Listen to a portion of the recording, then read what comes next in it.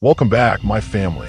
Before we jump into today's horror stories, don't forget to like, subscribe, and share this video with your friends and family. Your comments and likes really help YouTube push our video and show you even more stories. I'd also love to know, where are you watching from and what time is it there? Drop your answers and suggestions in the comments, and who knows, I might give you a shout out in the next video. Thank you for being here and for all your amazing support. I've always liked walking alone at night. I know that sounds strange, but when I was younger it gave me a sense of peace. The air felt cooler, the streets were empty, and for once the world didn't feel like it was rushing past me. I worked late shifts at a small convenience store, and most nights I would stop by the 24-hour grocery down the street before heading home. It was supposed to be a normal Tuesday night. The store lights hummed faintly, and the smell of floor cleaner hung in the air. I remember wandering the aisles, half asleep, tossing bread and instant noodles into my basket. Nothing unusual, but sometimes horror doesn't announce itself. It just slides in quietly, the way he did. I noticed him first in the soda aisle. He was standing too close to the shelves, like he didn't really want anything, just needed an excuse to be there. His eyes caught me immediately. They were wrong. His pupils were blown wide, swallowing nearly all the color, like two black coins glued to his face. He wasn't blinking much, either, just standing, staring at the bottles like he'd forgotten why he was alive. I felt a little shiver, but brushed it off. People are strange, I told myself. Maybe he was high, maybe drunk. Whatever the reason, I kept moving, trying not to make eye contact. I passed him and went toward the checkout. That's when I felt it, his footsteps behind me. Not close, not rushing, just steady like a shadow that had learned how to walk. I set my basket on the counter and gave the cashier a nervous smile. The man stepped into line behind me, though he had nothing in his hands. No basket, no soda, nothing, just standing there too close. I paid quickly, stuffed the bag into my backpack, and walked outside into the cool night air. The parking lot was nearly empty. A couple of cars, the glow of a broken streetlight, and silence. My apartment was only 5 blocks away. Normally, that short walk felt safe. That night, it felt like an eternity. I glanced back, and there he was, the man with the wide, black eyes. He wasn't pretending anymore. He was following me. He didn't look hurried, just determined. His long strides closed the distance between us faster than I wanted to admit. I crossed the street, heart pounding, thinking maybe he'd keep going straight. But when I looked again, he was there, matching me step for step. His face was blank, but the way his head tilted slightly, like he was studying me, made my skin crawl. By the 3rd block, panic had sunk its teeth into me. I dug in my pocket for my phone, but my hand shook so badly, I nearly dropped it. I thought about calling 911, but a horrible thought stopped me. What if I was overreacting? What if he really was just walking home in the same direction? That's when I heard the engine. A pickup truck, old and loud, pulled out of the grocery store lot and rolled slowly down the road. I didn't pay attention at first until it stopped, right ahead of me. The headlights washed over my legs, blinding me. I froze, and the door creaked open. It was him, the man with the dilated eyes. He leaned across the passenger seat and pushed the door open. His face lit up with a grin that was all teeth and no warmth. "Hey," he said in a low, casual drawl. "You need a ride?" The world tilted. I backed up a step, shaking my head. "No," I managed. My voice cracked, barely audible. "Come on," he coaxed. "It's late. I'll take you home." I could see the empty passenger seat, the stains on the torn-up upholstery, the faint smell of cigarettes drifting out. Every nerve in my body screamed that if I got into that truck, no one would ever see me again. I said no. I whispered, then turned sharply and walked the opposite way. My heart hammered so loud I could hear it in my ears. I didn't run. Some part of me believed running would make him chase me. I just walked fast and stiff, gripping my phone like a lifeline. Behind me, the truck idled. Then the engine revved, and the sound of tires crunching gravel filled the street. He was moving again. I darted into a side alley, ducking behind a dumpster. My hand shook so hard I dropped my phone, the screen cracking as it hit the ground. I crouched there listening. The truck slowed. His voice drifted through the night, louder this time. "Where'd you go?" I held my breath, so long I thought my lungs would burst. The truck rolled a little further, the sound fading, then silence. I didn't believe it. I stayed crouched for what felt like an hour, staring at the broken bricks of the alley wall, waiting for his footsteps. Finally, I forced myself to move.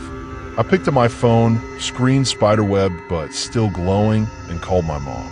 My words tumbled out, broken and desperate, and she told me to get to the nearest lit place.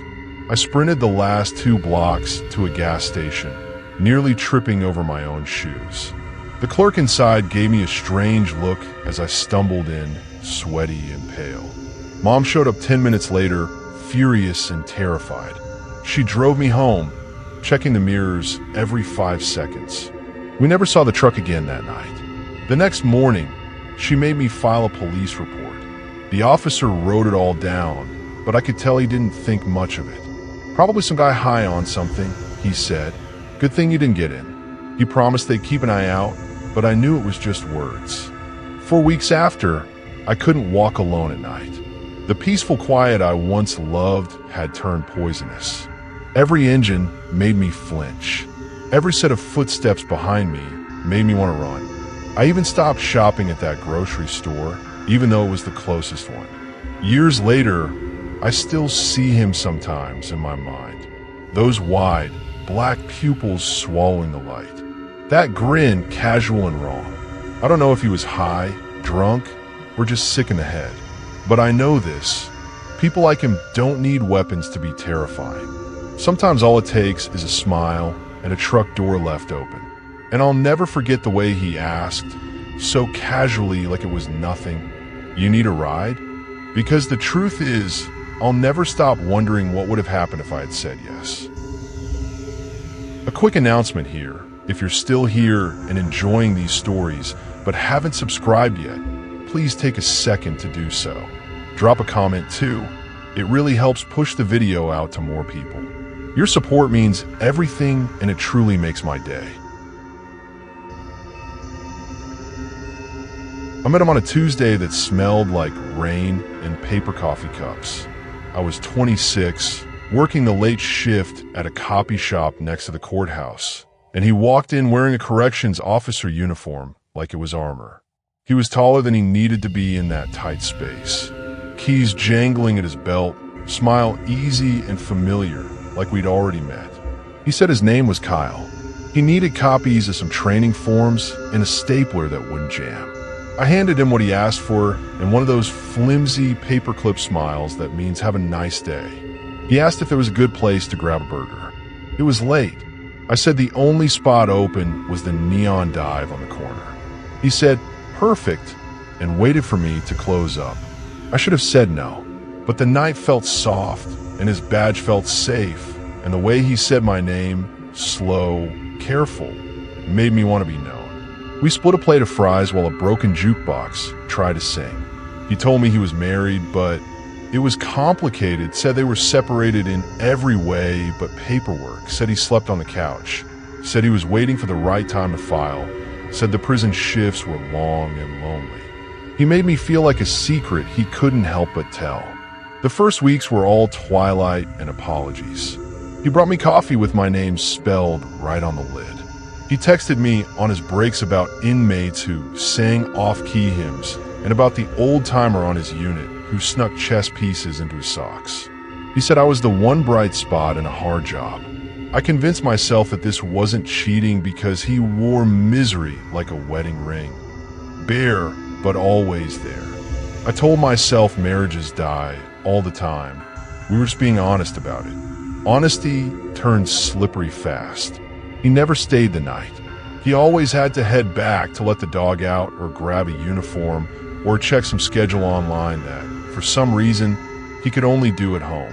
He brushed off my questions with a kiss to the top of my head and a "you worry too much." When he did stay a little too long, his phone would buzz and buzz, and he'd turn it face down on the table like sliding a picture frame away from sunlight. "She keeps track of my bank app," he said once, laughing. "She sees every gas station, every burrito." Can you imagine? I did imagine. I also imagined mine. When the wife stepped out of the fog, she did it with a screenshot. My Venmo, $20 for tacos and a heart emoji. I got a message from an unknown number that said, "You like spending my husband's money?" There was a photo of my apartment building attached. She knew where I lived. I showed Kyle, hands shaking. He frowned like I'd spilled something on a white shirt. "She's dramatic," he said. "Ignore her. She'll calm down." She did not calm down. A week later, my debit card was declined at the grocery store, and when I logged in, I saw transfers I didn't make. Small ones that looked like a mouse nibbling bread. $30, $45, $100. My phone pinged with a flood of password resets, bank alerts, a strange email that said, "Thank you for subscribing." I was on the phone with my bank for an hour while the manager with the pressed apron waited for my card to work. The bank woman suggested someone had my info and asked if anyone close to me had access. I told Kyle what they said. He put his arms around me and said, "She used to do this to me. It's her thing. She'll do anything to make me miserable." It became easier to picture the wife as a voice, not a person, a hiss at the edge of my daily life. She called me at work and stayed quiet, just breathing. She messaged my boss from a thrown-together account to say I was stealing from the register. She sent me a photo of herself in a cheerfully patterned pajama top with a caption, "He likes lemon pancakes on Sundays." I wanted to be angry at her.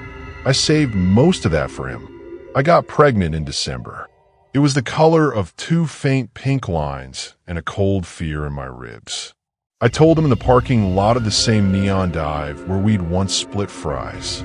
He went pale, then he went still. "Okay," he said, like he was gently lowering a window. "Okay, we'll figure it out." "Figure what out?"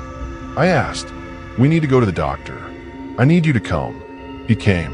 He held my hand while the nurse asked about vitamins and dates and whether I felt safe at home.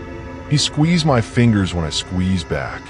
Afterward, in the hallway smell of sanitizer and hope, he kissed my temple and said, "We're a family." I believed him. That belief was the softest thing I've ever carried. The wife found out 2 weeks later. I don't know how. Grief has a way of sniffing out the shape of your joy. She sent a string of messages I could feel even before I read them. "You think a baby is going to make him stay? He does this to every woman who falls for him." A photo of their house with the porch light on. "Come knock if you're so brave." Then another, my mother's Facebook profile picture. Should I tell her? The stress stuck to me like a fever. I started cramping at work, a steady ache that made my knees go slick. The doctor called it a threatened miscarriage and told me to rest. I called Kyle from the back seat of a rideshare, crying. He was in uniform, on shift. "I can't leave," he said. "If I step off this unit, someone could get hurt." His voice sounded wooden, like it had been stored in a drawer. "Please, babe," I whispered. "I'm scared." He said, "I'll call when I can. Don't make this harder." He didn't call. I lay on my couch with a heating pad and counted the beats between the ceiling fan ticks. The next day, he came by after midnight smelling like stale coffee and old rain. He held me there in the dark and said he loved me and that we'd get a place soon, that he'd talk to a lawyer, that he'd tell her, really tell her. When he touched me, it wasn't gentle.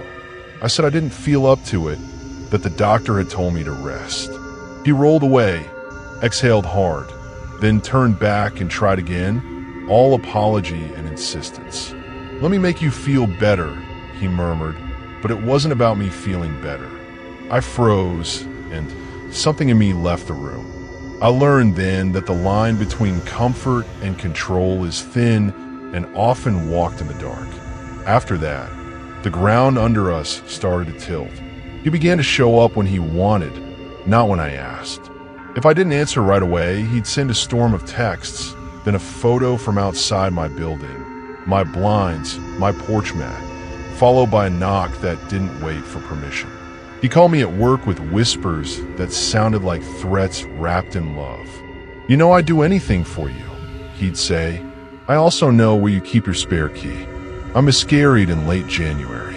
It happened at dawn, quietly and completely, the way a house empties after a party. The doctor told me it wasn't my fault.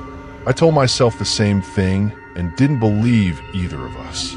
Carl brought me a convenience store bouquet, sat on the edge of my bed, and told me he'd make it up to me.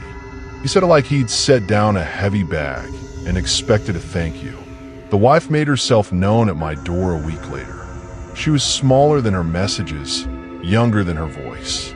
She wore a gray hoodie and no makeup, eyes red, hands shaking with the effort of not crying. She didn't step inside. She didn't ask to. She didn't yell. She said, "He did this to the last girl, too." She said, "He told me she hurt herself to get his attention." She said, "He told me you were crazy." The word crazy sat between us like a punched pillow. Then she said something that cracked the floor under me. "He likes them young." I told her to leave. I told her she was lying. She put something in my mailbox on her way out. Copies of court filings with black rectangles where there should have been ages, a printout of a message thread I couldn't bring myself to read. When I finally did, the words slid off my brain and lay there cold. "Too old. Got any friends? Don't tell your mom." I told myself they could be fake. Lies have better printers than the truth. I tried to end it then. I told him to stop coming by. I told him we were done. He laughed like I told him a riddle. He said, "You think you get to decide?" He stayed parked outside my building after shift, lights off, a shape that learned to wear the night. He followed me to the grocery store and made sure I saw him before disappearing down a different aisle. He slid his hand into my elbow at the pharmacy so suddenly that the woman behind the counter dropped a bottle of cough syrup. He whispered, "Let me talk to you," and his fingers bruised like parentheses around a sentence I couldn't escape. I filed a police report. I know how that sounds. Filing a report on a corrections officer whose co-workers I'd never met, but could picture. The jokes, the smirks, the slow walking of paperwork. The officer at the front desk took my story down with eyebrows that didn't move. He gave me a pamphlet and a case number and a pat as light as a napkin. For a while, Kyle backed off. Maybe someone said something. Maybe he got bored and pointed his hunger somewhere else. I blocked numbers that multiplied like Hydra heads. I fixed my bank accounts. I slept with the TV on, set to a channel where people did small, harmless things. Bake muffins, build birdhouses, talk about weather in states I didn't live in. I found a therapist who kept her voice low and her tissues nearby. A year passed, then two. I quit the copy shop and started working at a pediatric clinic that felt like a place good things could still happen. I didn't look up his name online. I didn't look at his street when I drove past the turn. Grief and shame make a den, and then they start charging rent. I paid it and tried to live around the hole.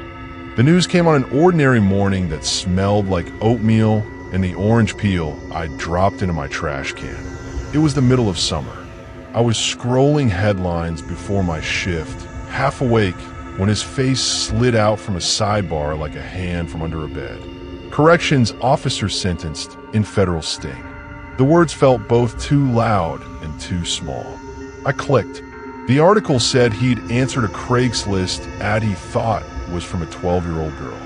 The ad had been posted by an undercover agent. He'd sent messages, made plans, driven to a parking lot with a bag in his trunk that had things nobody needs to bring to meet a child. He was arrested there at dawn. He told the agents he didn't know what he was doing. They had the texts. They always have the texts. A judge gave him 14 years. I don't remember putting the phone down. I do remember the sound of my own breath, tinny and far away, as if I'd left my body on the counter next to the cereal box. 14 years is a lot, and also exactly the arithmetic of what I had feared. In the photo that ran with the story, he wasn't wearing his uniform. He looked smaller, not because the lens made him that way, but because the gravity that wasn't supposed to exist had finally been discovered. The article quoted a line from the sentencing hearing. The judge had said, "You used trust as cover." I whispered it once like a prayer and once like a curse. People like to ask what I felt. Relief, yes. Relief with edges. I felt foolish and grateful and angry and suddenly very, very tired. I felt the old tremor creep from my ribs to my hands. I sat at my kitchen table and stared at a bowl of oatmeal that had decided to become wallpaper paste. At work, I washed my hands and smiled at kids who loved stickers and hated shots. In the break room, I told the nurse with the glittery shoelaces that I wasn't feeling well, and she squeezed my shoulder like she could move the ocean back a foot if I needed. I went home and read the article again. I read the comments, which was a mistake. Strangers have sharp opinions about monsters they never met. I thought about the wife, the messages, the porch light. I wondered if she'd read the same article in her kitchen, if somewhere a coffee cup had held a cold, untouched ring on a table we'd both once imagined we might share. I thought about the other women the wife had named, and the girls the judge had named, and the people I would never meet, but suddenly felt bound to by the ugliest thread. For a long time, I didn't tell anyone. Shame is a tight dress. You learn to sit without breathing. Then one night in early fall, I told my therapist everything. I told her about the keys on his belt, and the way he said, "Don't make this harder," and the way the nurse's tissues had felt in my hand.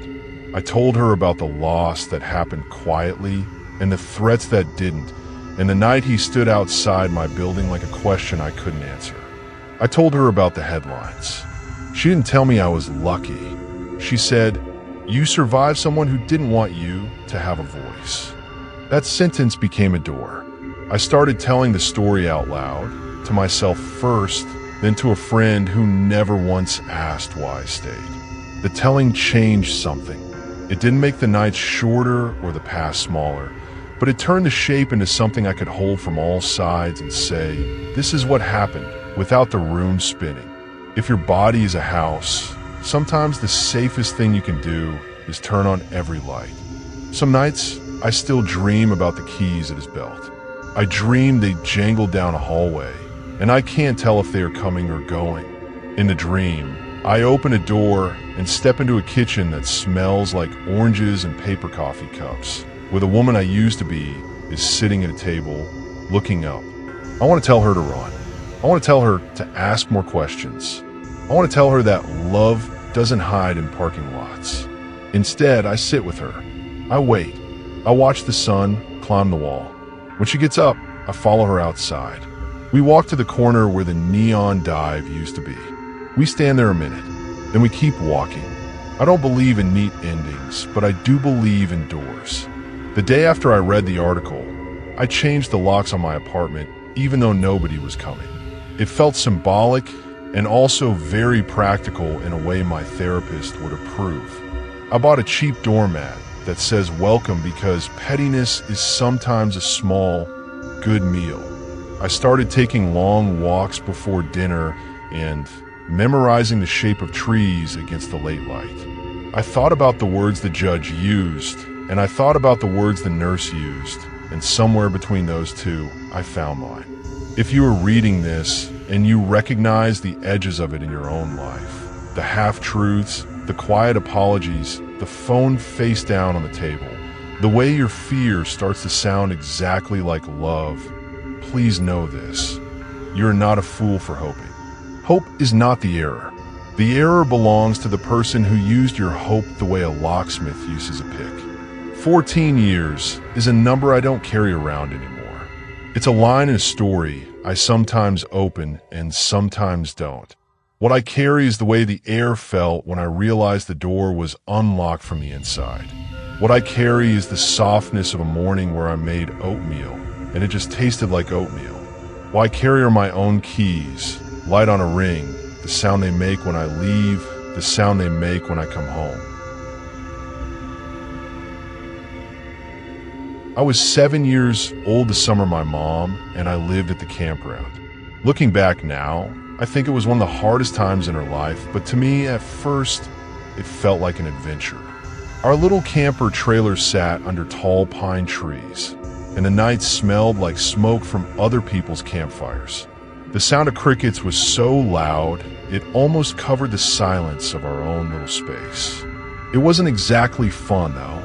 Mom was between jobs, and the campground was the cheapest place we could stay. We didn't know anyone, and the trailer was small and creaky. But kids find ways to make anywhere a playground. I tried to make the best of it. I'd ride my bike around the gravel roads and watch the older kids fish at the lake. That's how I first heard the whispers. 2 kids, maybe 12 or 13, told me about the old couple. They said the pair had been around the campground for years, though no one really knew where they came from. "They're creeps," one of the boys said. "They peek through windows at night. My cousin saw them once." His friend nodded like it was gospel truth. I laughed it off at first, but once you hear something like that, it sticks in your head. Everywhere I went, I looked around, half expecting to see 2 wrinkled faces watching me from the shadows. That night, as Mom and I ate sandwiches at the tiny table, I told her what I'd heard. She brushed it off gently, like she always did with things that scared me. "People make up stories to spook each other," she said. "Don't worry, honey. We're safe." She smiled, but it didn't quite reach her eyes. The next day, the rumors got louder.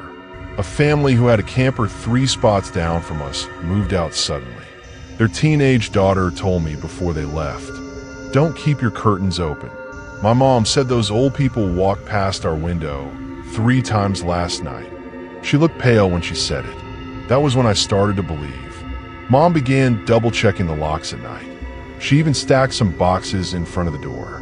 I could tell she was nervous, even though she never admitted it. I would lie in my bunk at night, listening to the sounds of the campground. Doors slamming, dogs barking, people whispering by the fire pits.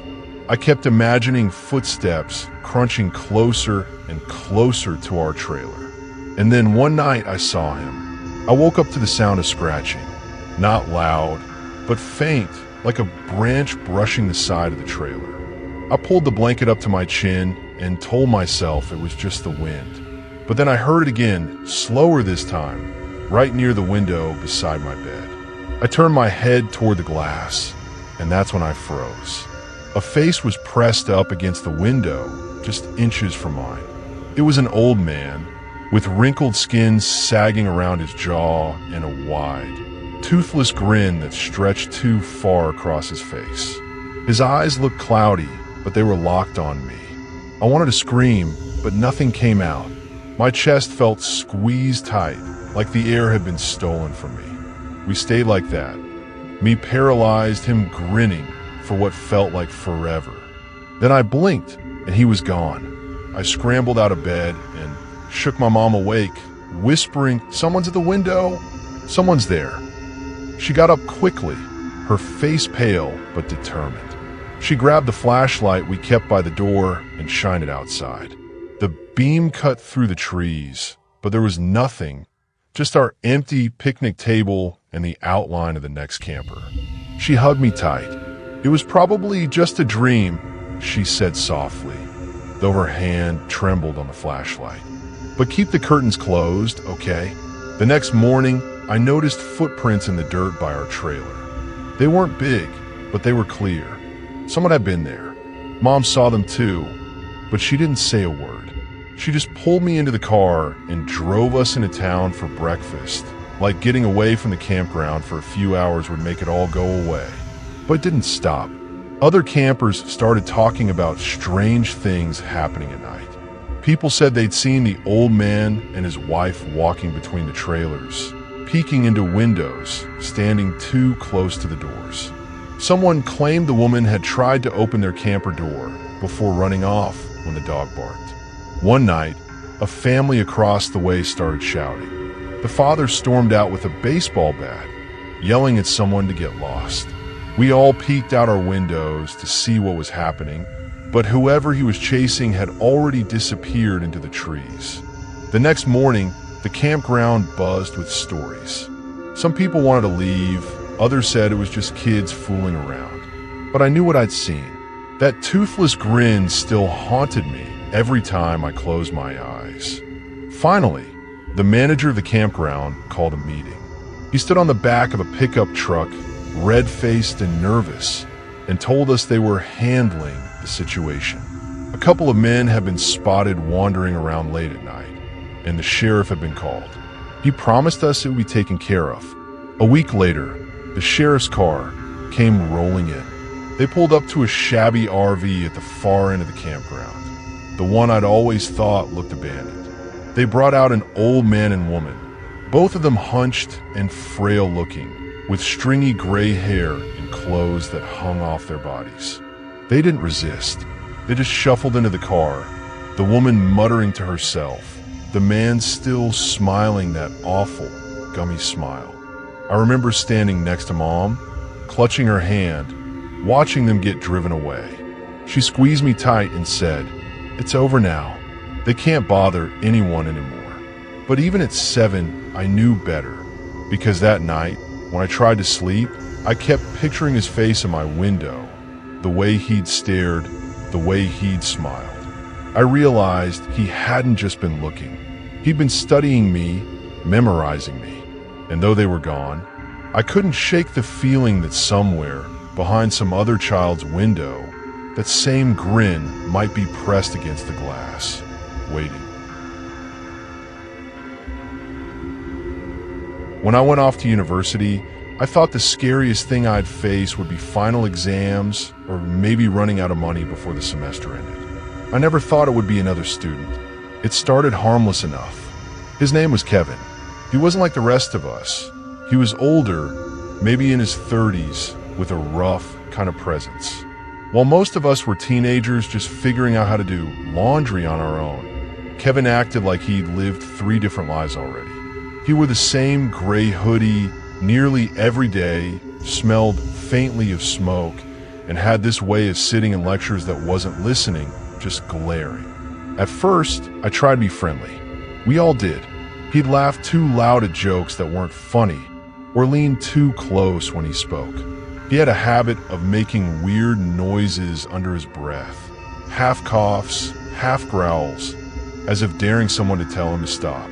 Professors tolerated him until they couldn't. By mid-semester, Kevin had disrupted class so often that he was finally kicked off the course. We thought that was the end of it. The dorm where I lived was a brick building with thin walls and drafty windows. Nights that were usually full of laughter, music, and the occasional fight about dishes. But after Kevin got kicked out, things changed. At night, when the halls grew quiet, strange noises started. Low moans, scraping sounds, and sometimes what sounded like footsteps pacing back and forth just outside our windows. The first night I heard it, I laughed nervously to my roommate. Maybe the building's haunted. But when I pulled back the curtain, I caught sight of something that froze me. A shadow, a figure, lingering just beyond the reach of the courtyard light. I couldn't see his face, but the way he stood there, still, waiting, made my skin crawl. I told myself it wasn't him. It couldn't be, but it kept happening. Students started whispering about seeing Kevin around campus, even though he wasn't supposed to be enrolled anymore. Someone spotted him outside the cafeteria. Another said they saw him standing in the library parking lot at 2 a.m., staring up at the windows. One night, I was studying late. My roommate had gone home for the weekend, so the room felt especially empty. The radiator hissed and clanged, and I was so focused on my notes that I didn't notice at first. But then it came, a noise at the window. Not just a scrape this time, a knock. I froze, pen still in my hand. Another knock, louder. I forced myself to look. There he was, Kevin, standing outside my ground floor window, his face pressed close to the glass. His breath fogged it slightly, and when he grinned, it left a smear of condensation. His eyes were wide, unblinking, and the expression on his face was somewhere between a laugh and a threat. I stumbled backward out of my chair, heart hammering. "What do you want?" I whispered, though I doubted he could hear me. He didn't answer. He just kept staring, his grin stretching wider. Then he lifted his hand and dragged his fingernails slowly down the glass. The sound made my stomach twist. I grabbed my phone and called security, my voice shaking as I explained. They told me to stay inside and that someone was on their way. When I looked back, Kevin was gone. The security guard arrived 10 minutes later, flashlight cutting across the courtyard. He checked the bushes, the walkways, even behind the dumpster, but there was no sign of Kevin. I could tell by the guard's face that he thought I'd exaggerated. That night, I barely slept. Every creak of the building made me jolt upright, convinced he was back. By morning, I almost believed I'd imagined it. But then I saw the smudges. On the glass of my window, just where his face had been, there were faint marks. The outline of nose, the foggy circle of breath, and 4 long streaks where his fingers had dragged downward. I wasn't the only one. Word spread quickly through the dorm. Other students admitted they'd heard tapping at their windows too, or seen a man standing just outside the glow of the courtyard lights. Some swore they recognized Kevin's hoodie. The university finally got serious when one girl woke up screaming. She said she'd open her eyes in the middle of the night to see him crouched outside her window, staring in at her bed. After that, security started patrolling regularly. They told us to keep our windows locked and curtains closed. For a little while, things were quiet. Then came a night I'll never forget. It was late, past midnight. I was lying in bed, earbuds in, half asleep. A sudden rattle at the window jolted me awake. I sat up, pulling out the earbuds. The noise came again, harder this time, like someone testing the frame. I whispered, "Please no." Slowly, I turned my head toward the glass. Kevin's face filled the window. Not grinning this time, angry. His teeth were bared, and he was tugging at the latch with one hand. The whole window shook under the force. I screamed, lunging for my phone. Before I could even unlock it, I heard footsteps pounding in the hallway outside. Someone must have heard me, because within seconds, a group of guys from the floor burst into my room. They yanked open the curtains just as Kevin let go of the latch and bolted into the night. Security and the police were called again. This time, they searched the grounds more thoroughly. They didn't find him, but the dean sent out an email the next day saying Kevin was banned from campus property and that any student who saw him should report it immediately. I wish I could say that was the end. For the rest of the semester, I felt like I was living under a microscope of fear. Even when things went quiet, I kept expecting to see him, standing at the edge of the courtyard, crouched behind a car, waiting for me outside the lecture hall. I jumped at every knock on the door, every scrape of a branch against the window. The official story is that Kevin finally left town. Some said he was arrested for trespassing somewhere else. Others swore he still drifted around the edges of campus, watching. Me, I'll never forget the sound of his fingernails dragging down the glass, slow and deliberate, like he wanted to carve himself into my memory. And he did, because even now, years later, whenever I hear a noise at my window in the middle of the night, I don't think of the wind or the trees. I think of Kevin, his eyes, his grin, and the way he whispered with his silence. "I can see you." I've lived with paranoid schizophrenia most of my adult life. People think that means I can't tell what's real and what isn't, but that's not the whole truth. I can tell most of the time. I know when my brain is trying to trick me, but sometimes the line gets so thin you can barely tell the difference. That's why I bought the cameras. They weren't cheap, but I saved up and installed them around my apartment building, one pointing at the parking lot, another by the front door, and a smaller one taped to my own window. I told myself they were for peace of mind, a way to check if the noises I heard at night were real or just my head playing games again. For a long time, the cameras were quiet. They caught neighborhood cats, delivery drivers, and once a raccoon waddling past the dumpster. Nothing sinister. It gave me relief, proof that the shadows I thought I saw weren't really there. Until the night they were. It was just after midnight, and I couldn't sleep. My chest was buzzing with that restless energy that usually meant my thoughts were trying to spiral. I sat at the computer, pulling up the live feed from the cameras like I always did when I felt unsafe. The parking lot was empty, except for a few cars under the dim yellow lamps. My car was parked near the middle, the same spot I always used. For a while, nothing happened. I started to relax, almost ready to turn the screen off. And then movement. At the far edge of the lot, just where the light gave up and shadows began, a figure slipped into view. A man. He moved slowly, head tilted, scanning the cars as though he were shopping for one. I leaned closer to the screen, my pulse spiking. He stopped at my car.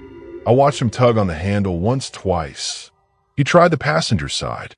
Then he crouched down low, his face close to the window. I could see the reflection of his breath fogging the glass. "This is real," I whispered to myself. "This is real." My hand shook so badly, I almost dropped the mouse. I clicked to zoom in, heart hammering in my throat. That's when he turned his head straight toward the camera. And he smiled. Not a normal smile. A deliberate one, slow and wide, like he knew I was watching. His teeth glinted in the parking lot light. He didn't break eye contact with the camera. It was like he was looking directly into my room, into me. I stumbled back from the desk, ball rising in my throat. "It's real." I kept repeating, rocking slightly. "This one's real." I forced myself to grab the phone and dial the police. My voice cracked as I explained, stuttering over the words. "Someone's trying to break into my car. I can see him. I have cameras." The dispatcher told me an officer was on the way, to stay inside and keep watching. I went back to the feed, terrified he'd be gone, that maybe I had imagined it after all. But no, he was still there, crouched in front of my car, staring up into the lens, grin frozen like a mask. Minutes dragged like hours.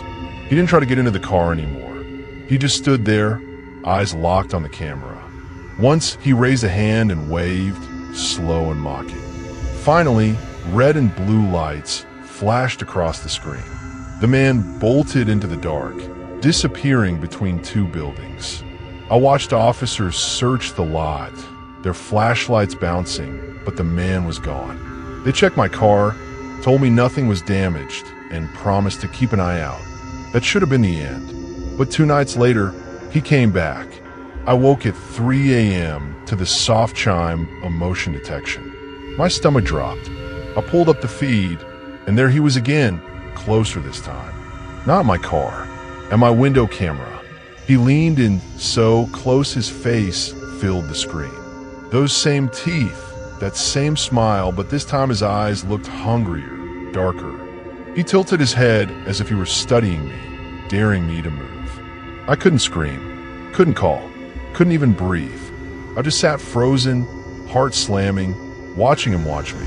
Then, just as suddenly, he was gone. The police took it seriously after that. They reviewed the footage, confirmed it wasn't a delusion. They said he'd been seen in the area before, creeping around other apartment lots, and they were working to track him down. It took weeks, but they finally caught him. I'll never forget the day the detective called. He said they'd arrested a man who matched the footage exactly, caught him prowling behind another complex with a crowbar in his backpack. He had a record, break-ins, stalking charges, even a prior arrest for assault. He wasn't just a drifter. He was dangerous. When I hung up the phone, I cried, not out of relief, but out of exhaustion. For weeks I had lived in terror, second-guessing myself, wondering if my illness was twisting reality again. But it wasn't. This time, the threat had been real. Even now, Years later, I still check my cameras before bed. I tell myself it's just for peace of mind, but the truth is different. The truth is, I'm always waiting to see another face in the dark, another smile pressed against the lens.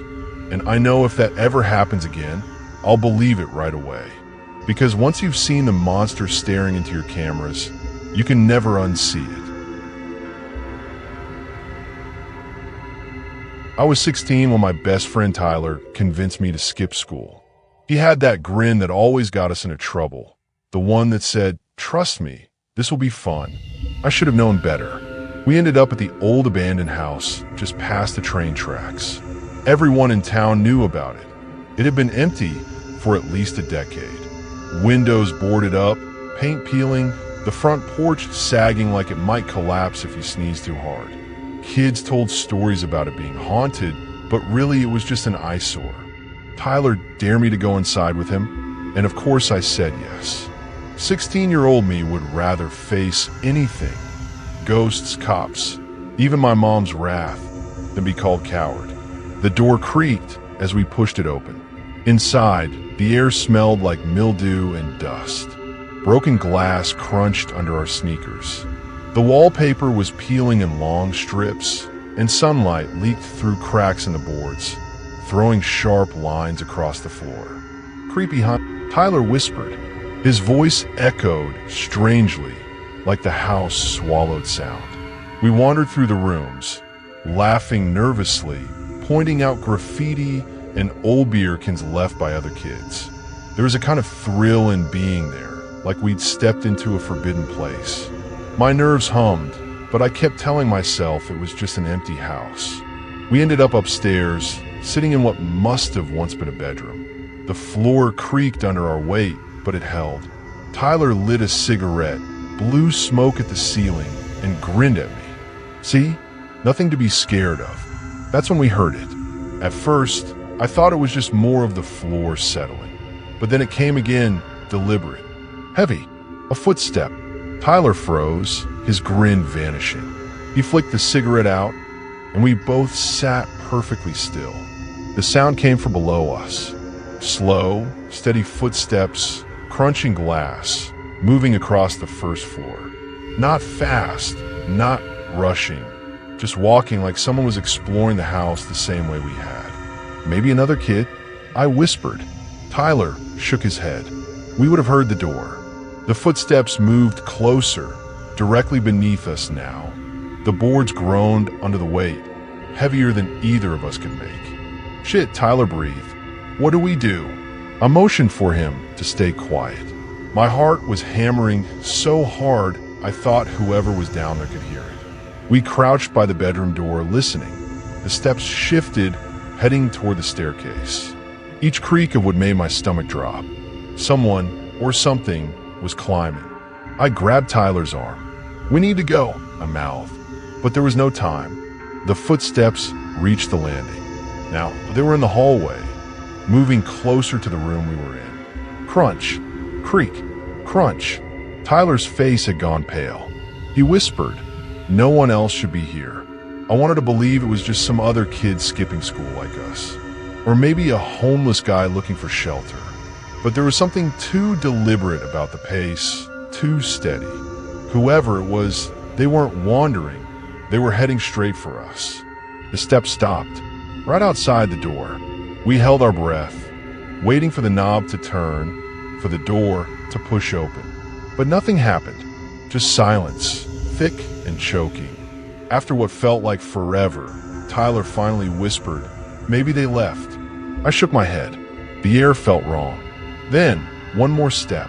Right outside, the floorboard groaned like a warning. We couldn't stay there.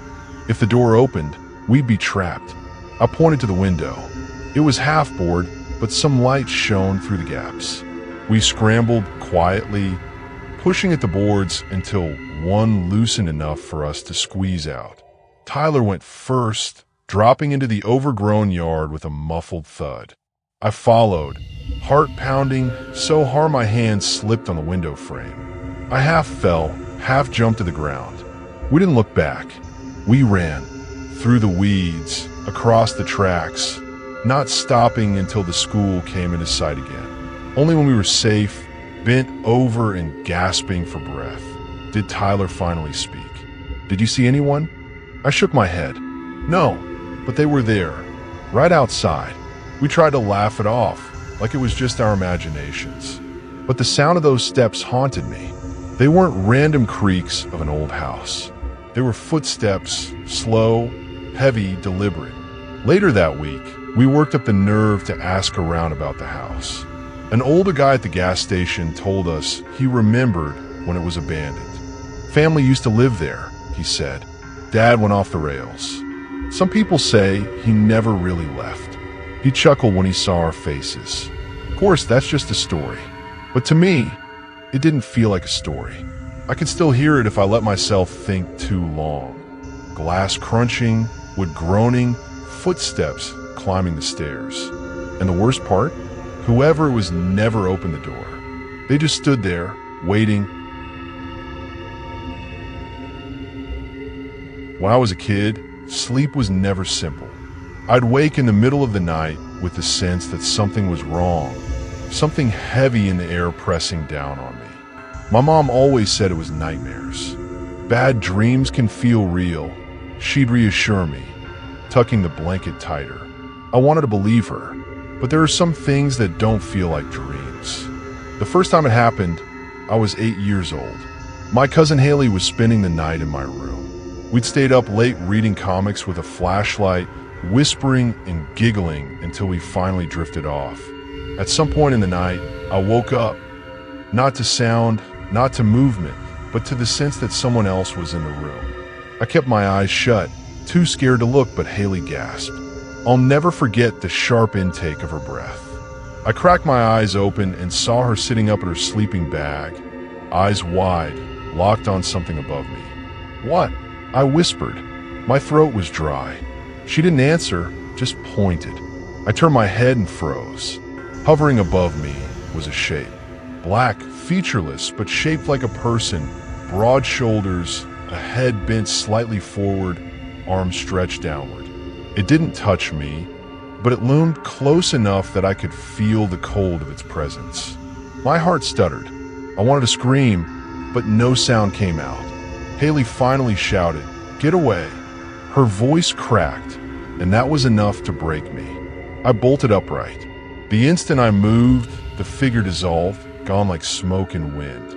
Mom came rushing in, annoyed at first, but then unsettled when she saw how pale we both were. Haley kept repeating, "There was something over her. I swear I saw it." Mom brushed it off as imagination, a shared dream, kids scaring each other. But Haley and I knew what we'd seen. For years, I pushed it to the back of my mind. I chalked it up to childhood weirdness, a trick of light, a half-dream state. I grew up, went to high school, made new friends. And then it happened again. I was 17, staying at a friend's house after a movie marathon.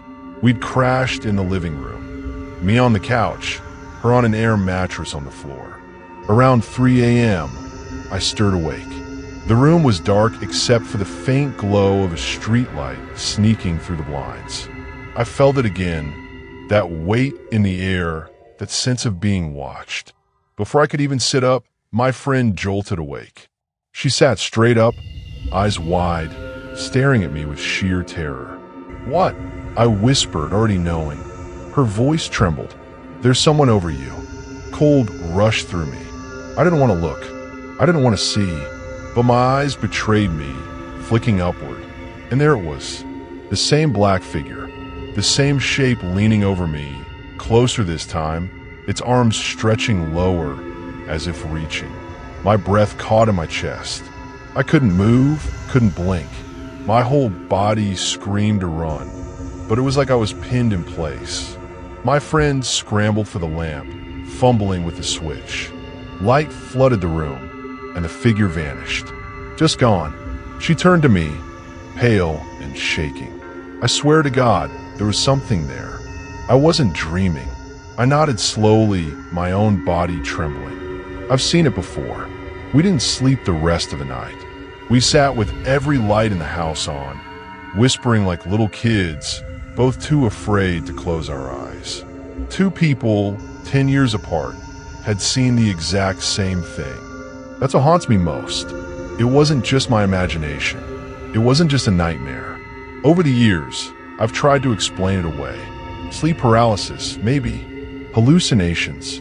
But it doesn't fit because I wasn't frozen both times. I moved. I sat up. I watched it dissolve.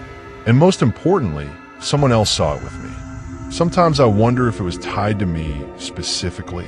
Why did it hover over me both times, not them? Why did two different people, years apart, describe the exact same black figure hanging above my bed?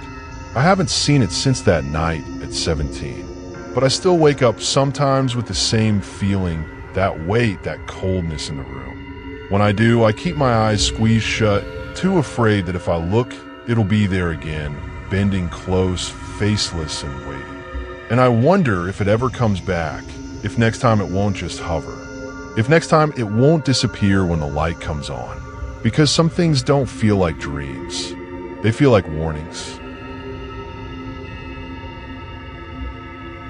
When I was 12, my grandmother passed away. She'd been the one person in the family who always made me feel safe. Her house smelled like cinnamon and soap, and she never raised her voice. She'd sit with me on her porch swing, humming while I told her about my day. Losing her left a hole in my chest that nothing seemed to fill. At that age, I was just starting to read about the paranormal. Ghosts, seances, Ouija boards, they fascinated me. And after Grandma died, I became desperate to believe she could still hear me. I wanted one more conversation, one more hug, one more chance to know she hadn't left me completely. So I tried to reach her. It started small. I'd whisper to the empty air in my room before bed, "If you're here, Grandma, give me a sign." Nothing happened at first, but I kept trying. I'd sit on the floor with a flashlight and say, "Blink if it's you." I'd leave little trinkets out, things she used to like butterscotch candies, and check to see if they'd moved. They never did. But one night, something changed. It was late, and I was sitting at the bottom of the stairs in our house. My parents had gone to bed, and the whole place was quiet except for the hum of the fridge. I whispered into the dark, "Grandma, if you're here, please show me." At first, there was nothing, just silence. Then from the top of the stairs, I felt it like the air shifted, heavy and cold. My skin prickled. I looked up. A shape was standing there. It wasn't clear or detailed, more like a shadow given weight. Tall, much taller than my grandmother had been, with long arms that nearly touched its knees. It didn't move. It didn't make a sound. It just stood on the stairs, halfway, cloaked in the dark. "Grandma," my voice cracked. I wanted so badly for it to be her, even though deep down I knew it wasn't. I raised my hand, slowly, like I could reach across the distance. The figure shifted, leaning forward slightly, and for a second, I thought it was coming down toward me. My stomach knotted with fear, and then gone. Like smoke sucked into a vent, the figure dissolved, leaving only the empty stairs and the faint buzz of the fridge. I ran to my room and locked the door. That night, I cried into my pillow, too scared to tell anyone what I'd seen. For days afterward, I tried to convince myself it had been a trick of the light, or that I'd been half asleep. But the image stuck, that tall, dark figure standing where no one should have been. Still, I couldn't let go of the idea that maybe it was Grandma. Maybe she'd changed when she crossed over. Maybe spirits didn't look the way they used to. I kept trying to reach her, whispering at night, asking for another sign. Nothing else happened. No shadows, no movements, just silence. A year later, I told my mom about that night. She listened quietly, her brow furrowed, then said, "Honey, your grandmother was 5'2". If you saw something tall on those stairs, it wasn't her." The way she said it chilled me more than the memory itself. Even now, years later, I think about it. Was it really my grandmother? Or had I invited something else in by asking for a sign? Sometimes when I visit that house, I catch myself glancing at the top of the stairs, half expecting to see that figure again, tall, silent, waiting. And I still can't decide which thought scares me more, that it wasn't Grandma or that it was. When my parents bought the house, it looked perfect. A two-story place with pale blue siding, a wide porch, and enough bedrooms that my brother and I didn't have to share anymore. Mom called it a fresh start. Dad said it was a smart investment. At 12 years old, I just liked the fact that my room had a big window that faced the backyard. The first few months were normal. We settled in, decorated, and learned the quirks of the house, like how the upstairs bathroom door wouldn't latch all the way, or how the front steps creaked no matter how carefully you walked. But little by little, things started to happen. It began small, objects moving. Mom would set her coffee mug down in the kitchen and find it later on the counter across the room. My toys wouldn't be where I'd left them. Once, Dad's car keys vanished for an entire afternoon before showing up in the middle of the hallway, perfectly lined up like someone had placed them there on purpose. We laughed it off at first. Maybe the house is haunted, Dad joked.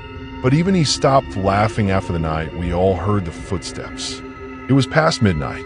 My brother and I were in our rooms, and my parents were watching TV downstairs. Suddenly, clear as day, heavy footsteps began walking across the upstairs hallway. I sat up in bed, heart hammering. The sound traveled from one end of the hall to the other, slow and steady. My brother yelled from his room, "Mom? Dad!" The footsteps stopped. Silence. Then my parents came running up the stairs, both pale. "Did you hear that?" Mom whispered. We all nodded. Dad searched every room, every closet, even the attic. Nothing. That was the night we stopped joking about the house. After that, things escalated. Lights flickered. Doors slammed on their own. I'd wake up in the middle of the night to the sound of whispering right outside my room, low and urgent like two people arguing. But when I opened the door, the hallway was empty. The tension in the house grew thicker, and it wasn't just the paranormal stuff. My parents' marriage was unraveling. They fought constantly about money, about the house, about each other. Sometimes I wondered if the house was causing it, or if the house was just feeding off it. When they finally divorced, it felt like the walls themselves sighed with relief. Mom packed up and moved out with my brother. I stayed with Dad, mostly because I was old enough to choose, and part of me wanted to keep an eye on him. He insisted he could handle it. He said the house wasn't bad, just strange. But after Mom left, things got worse. Much worse. The activity that had once been occasional became constant.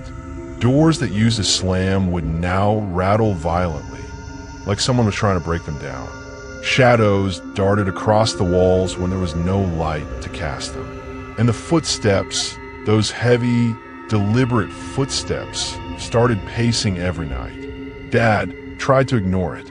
He worked late, stayed out as much as possible, anything to avoid being alone in the house. But he couldn't avoid the nights. One evening I woke to him shouting. I ran into his room and found him sitting up in bed, pale and shaking. He swore the mattress had lifted under him, like something invisible had shoved it from underneath. I wanted to tell him I believed him, but I was too busy staring at his bedroom door, which was swinging open and shut on its own. We started sleeping with the lights on, but even light didn't stop it. One night, I was lying in bed when I felt pressure against my chest like something was pinning me down. I couldn't move, couldn't breathe. Above me, the air shimmered like heat rising off asphalt, and I thought I saw a dark figure leaning close. Just as suddenly as it started, it released me. I bolted into Dad's room, crying, and found him already awake, sitting in the corner with the lamp on. "I can't do this anymore," he whispered. His face was hollow, tired, but leaving wasn't simple. He said he couldn't afford another place. He said selling would take too long. So he stayed, and the house kept pushing. Dad began changing. He stopped eating much, stopped shaving, stopped smiling. He'd sit in the living room at night, staring at nothing, mumbling under his breath. Once, I caught him talking to the empty air, nodding like he was listening to someone.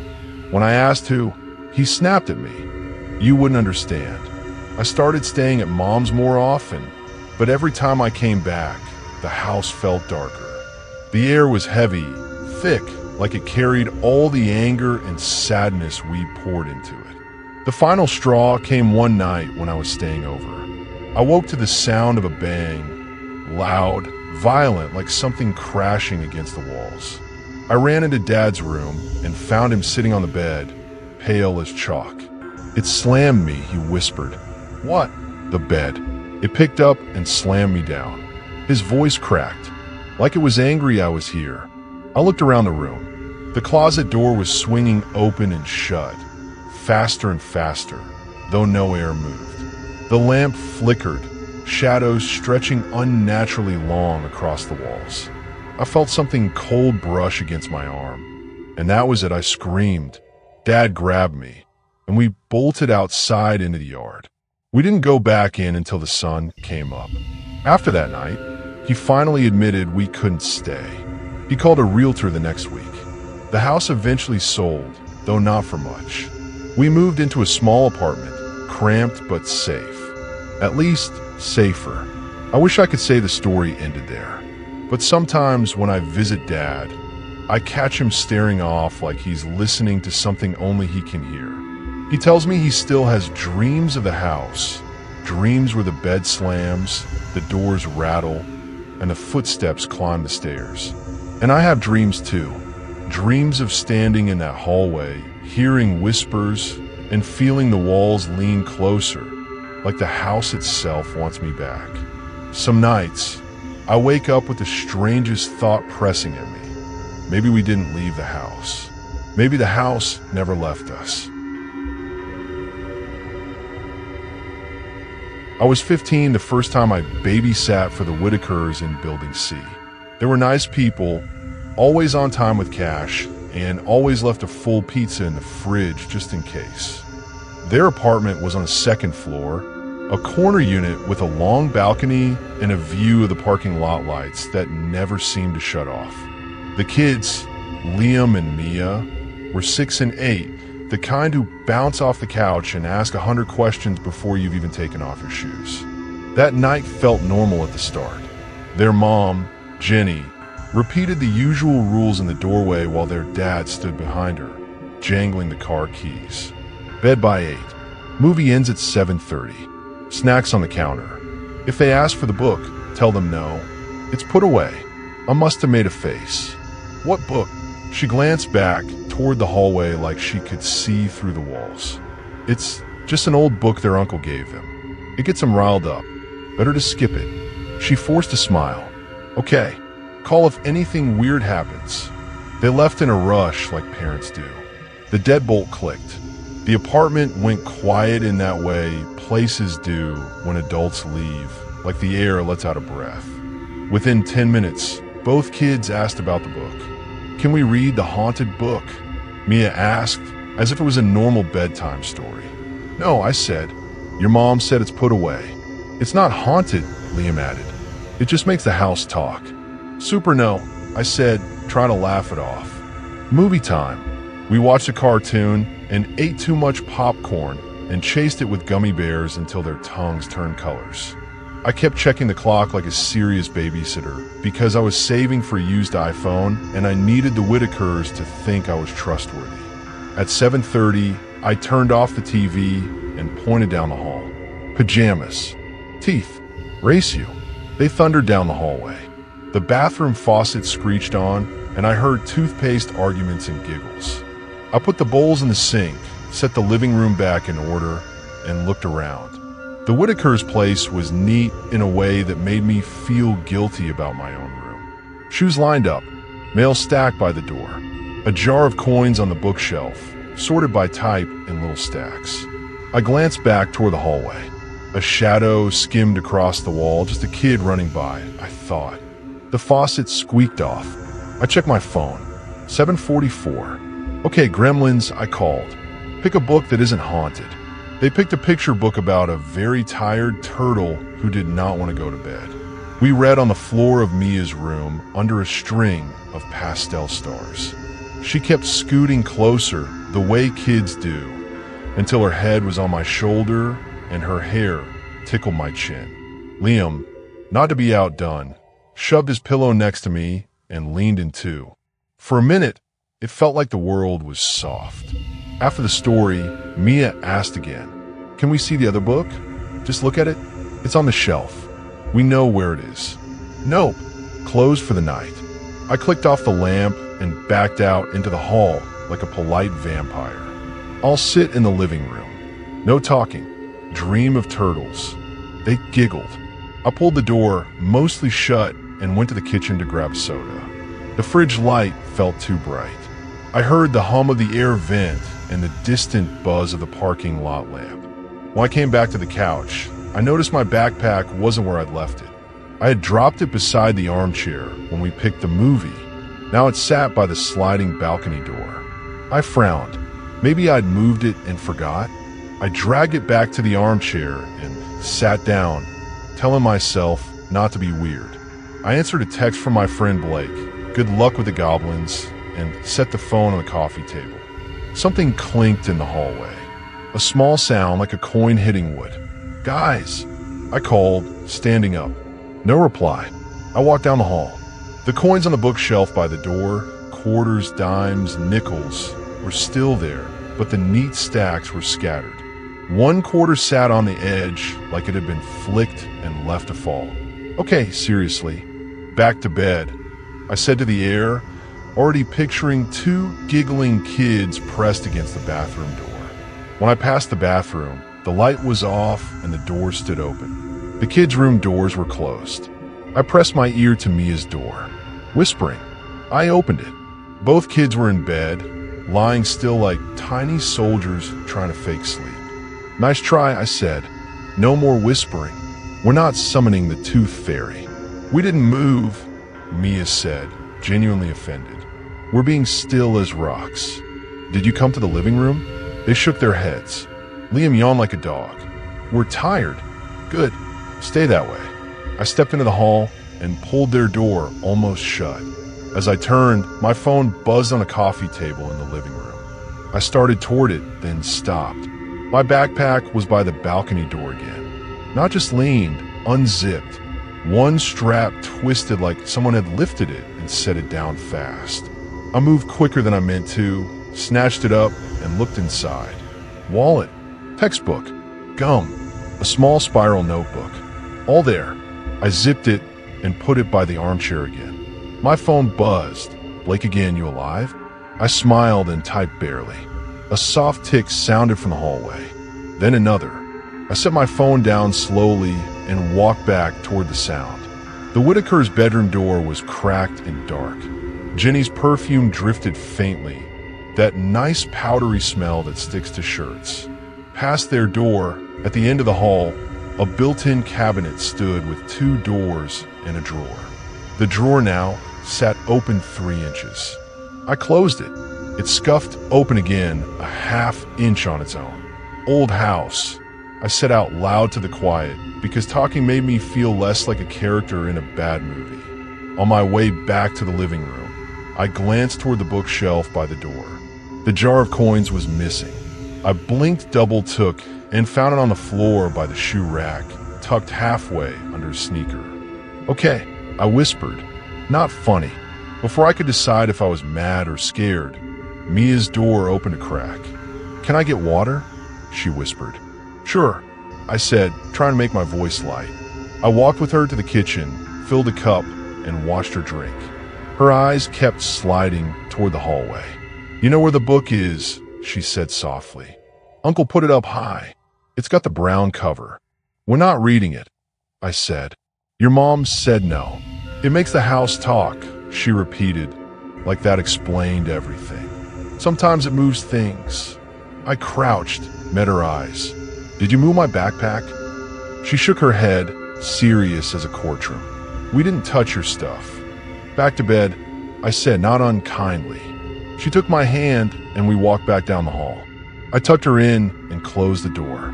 When I turned back toward the living room, something white lay on the hallway floor that hadn't been there a second ago. A folded piece of paper. I bent and picked it up. A grocery list in Jenny's quick, slanted handwriting. Milk, eggs, pasta, cereal, cat food. They didn't have a cat. It smelled faintly like the inside of a purse. I put it on the hallway table and stepped into the living room and stopped. The sliding balcony door, locked when I'd arrived, when Jenny showed me the top latch and said, "Always use this too," was open 2 inches. A thread of night air slid in, cool against my arm. My stomach dropped clean through the floor. I closed it, checked the latch. The top lock was still set. That didn't make sense.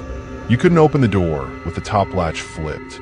I swallowed and told myself I'd imagined it and started to dial Jenny, then stopped. If I called and it was nothing, I looked like a kid. I put my phone in my back pocket and made myself walk to the balcony and look out. Empty. Parking lot lights humming. A few cars. The dark beyond the sidewalks, full of trees and the footpath that everyone used to cut through to Building D. I locked the door harder. Double-checked. Triple-checked. Behind me, in the kitchen, a drawer slid. I didn't run. I made my feet walk like I wasn't made of shaking sticks and glass. The top cutlery drawer was open. Spoons and forks. The next drawer, the one with the junk like tape and pins and old phone chargers, sat open too. A roll of duct tape lay on the counter. "Kids," I said, voice steady. "You come out here now." Nothing. The apartment hummed. I went to their room and opened the door. 2 kids in 2 beds, eyes open in the glow of the nightlight, quiet and wide. "Bathroom," I tried. "Did you go?" They shook their heads. Mia glanced past me, toward the bookshelf in the living room. "The book," she whispered. "Stop," I said, more sharply than I meant. "There is no book." She pulled her blanket up to her chin. "Then why is someone reading it?" Every tiny hair on my arms rose. "What?" She pointed toward the hall. "We can hear the pages." I stood very still. They were right. A soft, whispering sound, like someone turning paper, drifted from the living room. I wanted to tell them to stay put, but I didn't want to say the words and make that look settle on their faces that would put a mark on all of us forever. So I closed the door, stepped into the hall, and followed the sound. It led back to the built-in cabinet. The top section had a deep shelf, the kind that runs the length of the hall. The cabinet doors were closed, but not latched. I put my ear to the wood. The whispering stopped. I counted to 5, opened the doors, and stared into blankets and board games and a stack of old magazines. Nothing else. No book with a brown cover. No sound now except my own pulse. Behind me, slow and steady, the balcony door rolled on its track, opening another inch. The sound was so quiet, I almost convinced myself I hadn't heard it. I turned and saw it, a sliver of black night between the door and the frame. I didn't think. I ran to it, slid it closed, through the top latch, through the bottom lock, and left my hand pressed there for a full 5 seconds like I could hold the whole building together by force. The children's room door opened softly. "We're scared," Liam said. "Stay right there," I said without looking away from the glass. "Do not move."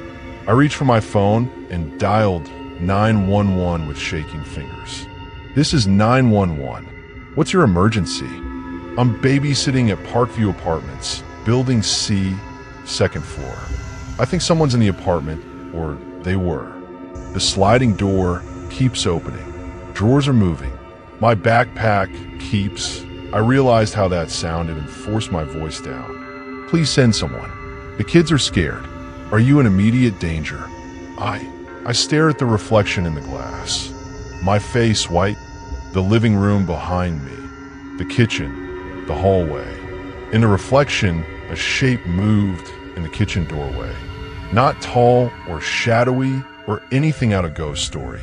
Just a person turned sideways, then gone, like someone counting the beats between breaths. Yes, I said. Please hurry. The operator kept me talking. Stay on the line. Police are on the way. Can you lock yourself and the children in a room? I ushered the kids into the bathroom, the only room with no windows, flicked on the light, and locked the flimsy door. I pulled the shower curtain back so I could see the whole room, because movies had taught me things I didn't want to know I knew. We sat on the tile floor, knees touching, breathing too loud. Mia leaned against my shoulder. Liam clutched a stuffed dinosaur so hard his knuckles went white. What about the book? He asked in a whisper I could barely hear. There is no book, I said, but I said it like a wish. We heard the front door, not the doorbell, the actual front door, the very soft click of a practiced hand on a quiet latch. Then the rubbery scrape of shoes sliding just so on hardwood. I pressed my finger to my lips. The operator was still in my ear. Officers are arriving. Stay put. Do not engage.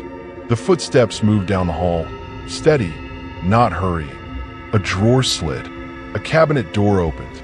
The coins by the entry tinged, just once.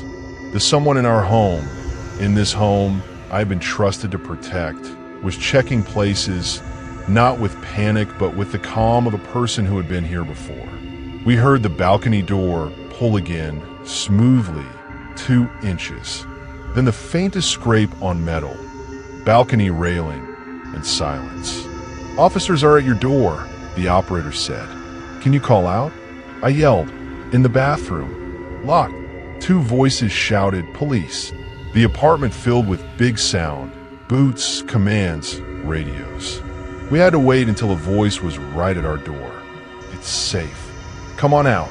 A female officer stood there, hand to her vest mic. Another officer behind her, both of them filling the small hallway with certainty. Kids okay? She asked. They're okay, I said, and I realized I was shaking so hard my teeth clicked. They did a sweep. The balcony door was open again, the top latch bent at a weird angle that made my stomach flip. On the balcony railing, a fresh scuff, like a shoe had dragged there. Below, the narrow metal ladder to the first floor patio hung crooked, the bolts loosened on one side, like someone had been using it more than the building ever meant anyone to. In the kitchen, the officers found a fork wedged in the top corner of the sliding door track, a trick to bump the latch just enough to open the door from the outside with a firm pull.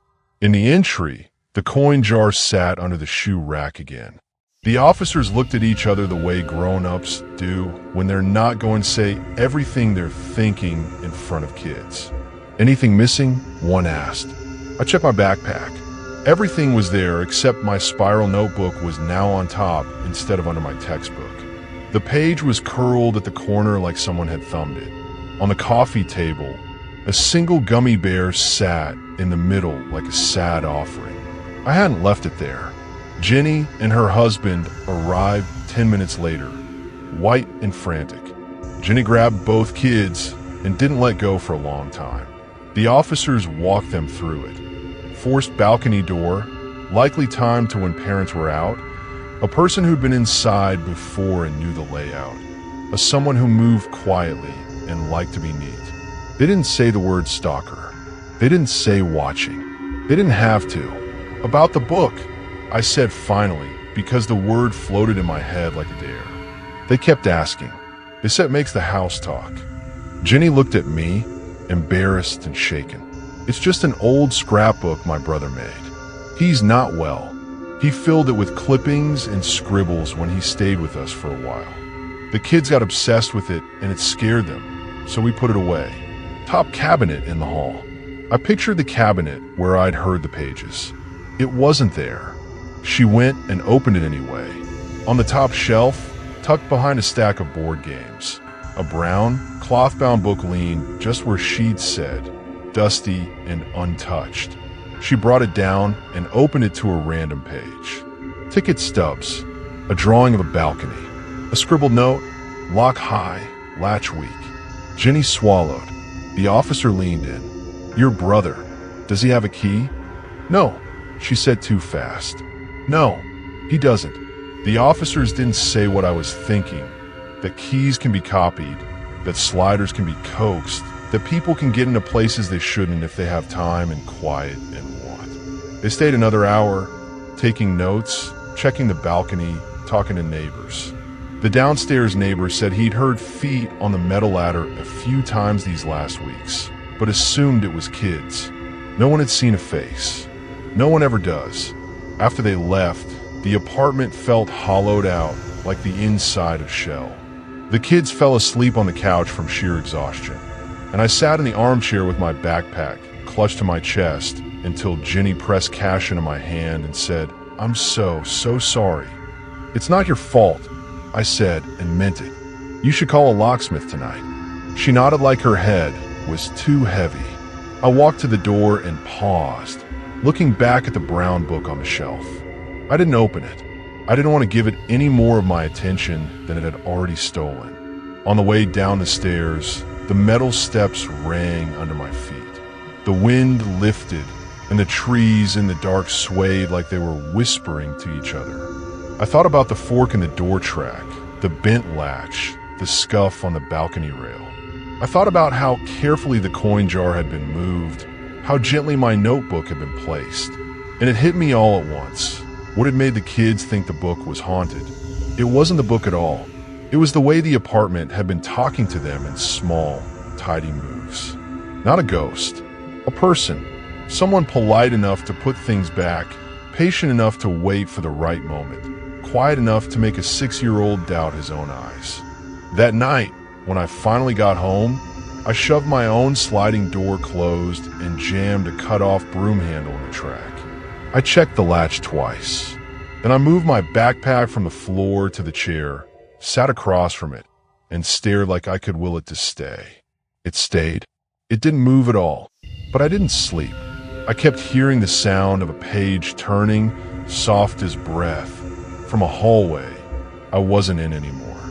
And when morning finally came, I told my mom I'd still babysit for the Whitakers. If they got new locks, if they checked their windows, if they bought a dowel for the slider. She hugged me and said I was brave. I don't think brave is the right word. I think I'm just awake now, because sometimes a house really does talk. Not with magic.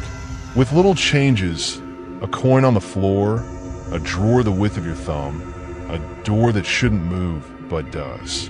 And if you're the one listening, you better learn the language fast. Before the person speaking decides to say something you can't take back.